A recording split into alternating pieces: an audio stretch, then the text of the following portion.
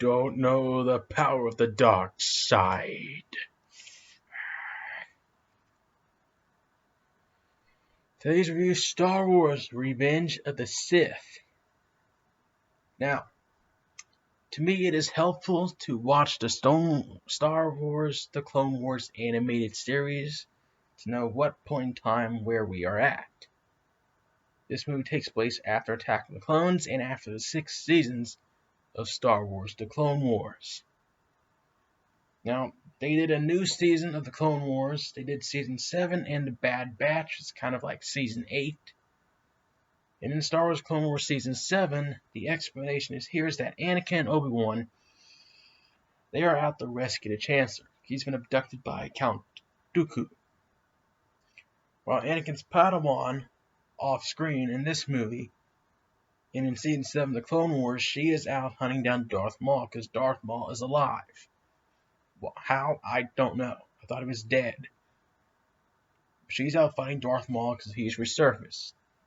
Anakin and Obi-Wan are out rescuing the Chancellor. They do just that. Anakin decapitates Count Dooku, which is the un-Jedi way. But the Chancellor says that Anakin has done well.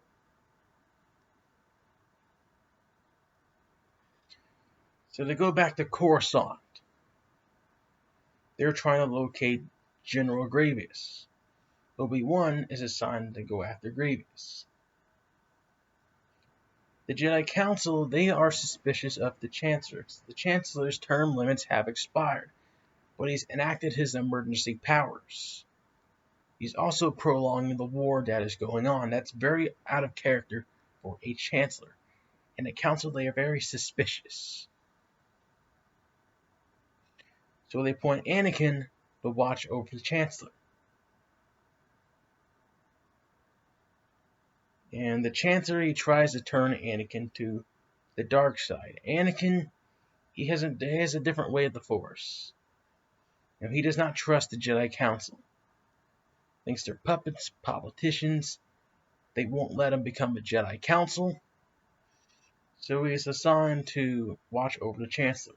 And he becomes too close to him. Obi-Wan tells Anakin to stay his distance. Keep his distance away from Chancellor Palpatine. But since Anakin doesn't trust the Jedi Council, he ignores Obi-Wan's advice, and he wants to learn the dark side of the Force. But he also has conflicts. Anakin honors the Jedi Code. Once he figures out that Chancellor Palpatine is a Sith Lord, he reports to Mace Windu. Mace Windu comes to Coruscant, the Jedi Temple, to arrest the Chancellor. So the Chancellor, he reveals himself as Darth Sidious. Him and Mace Windu, they start doing a lightsaber battle. And before Mace Windu tries to kill Palpatine or Darth Sidious, Anakin comes into the room and says that Darth Sidious must stand trial. But Mace Windu wants to kill Darth Sidious because he says that the Chancellor has control of the courts and the Senate. He's way too powerful to stay alive. What does Anakin do? He grabs his lightsaber, cuts off Mace Windu's hand, and Darth Sidious throws him out the window. So now Darth Sidious, he turns Anakin over to the dark side. Tells him a story about Darth Plagueis, about how he can save Padme, and Anakin buys into that. So he goes to the Jedi Temple. He kills all the Jedi, including the younglings. Then he goes to Mustafar, kills Newt Gunray, and awaits Obi-Wan. Padme tries to be the voice of reason here, but even Anakin won't listen to her. He even force chokes her to death while she's pregnant. Now we go to Obi-Wan. He finds General Grievous, he kills him, but then the clones turns on. Darth Sidious activates Order 66. Now in the Clone Wars, they explain that the clones have inhibitor chips in them, and they've been altered. There's some type of virus in them implanted by the Sith. So when Darth Sidious says Order 66, their inhibitor chips turn on, and that makes them think that the Jedi have become traitors. So they start to kill all the Jedi. They start to kill Obi-Wan, but Obi-Wan escapes. He reconvenes with Yoda, and they find out that Anakin was behind this. So Obi-Wan, he goes to Mustafar, he finds Anakin, they battle with each other. Obi-Wan gets the best of him by cutting off his limbs. Darth Sidious finds Anakin, where he becomes Darth Vader.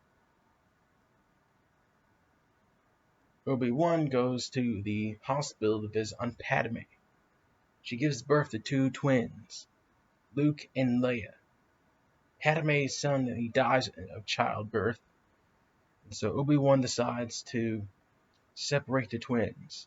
Leia Organa goes to live with Bail Organa, while Luke Skywalker goes to Tatooine to live with Anakin's stepbrother. That's why in A New Hope they don't really know each other, because they were separated at birth. Now, then Anakin now is Darth Vader. Him and Darth Sidious, they go into their Imperial ship, and they go out into the galaxy, seeing where they can build the Death Star. Now, back in Clone Wars Season 7, they make a pit stop. They stop by some kind of frozen tundra, because Darth Vader senses the presence of his Padawan Ahsoka is still alive. That's the only emotional connection that Anakin and Ahsoka have. If you watch the Clone Wars, they gotten very well together as, teammates, partners. They have a connection. Anakin grows to like Ahsoka. And when Clone Wars Season 5 ended, when Anakin and Ahsoka separated and went their own ways, Anakin went back into the dark side. They reconvened in Season 7 for a short bit, like a few seconds, because Anakin and Obi-Wan had to go rescue the Chancellor, while Ahsoka had to go battle Darth Maul. So once again, Anakin's on his own with no voice of reason. But now that the President's Padawan is still alive, maybe there's a chance that he can connect with her. I think they do meet again in Star Wars Rebels. So that's basically your story of Revenge of the Sith. I like the movie. I'll give it an 8. I don't know if I would say it's great, but I think it's a good conclusion to the prequel trilogy. What I liked about the movie: I liked the birth of Darth Vader. That was cool to see. I like Anakin's journey in going to the dark side. That was also pretty cool. The lightsaber scene at the end with Anakin and Obi-Wan, that was also pretty good. And it kind of sets the tone for the next Star Wars movie, A New Hope, the original Star Wars movie. So now when you see Obi-Wan and Anakin fight each other in Star Wars A New Hope, now you kind of know more of their backstory. And that makes that lightsaber battle in Star Wars 1977 more important, because you kind of knew what happened. Now, what I didn't like about the movie is that the first half of this movie is pretty uneventful. They do a lot of stalling in this movie. Now, lightsaber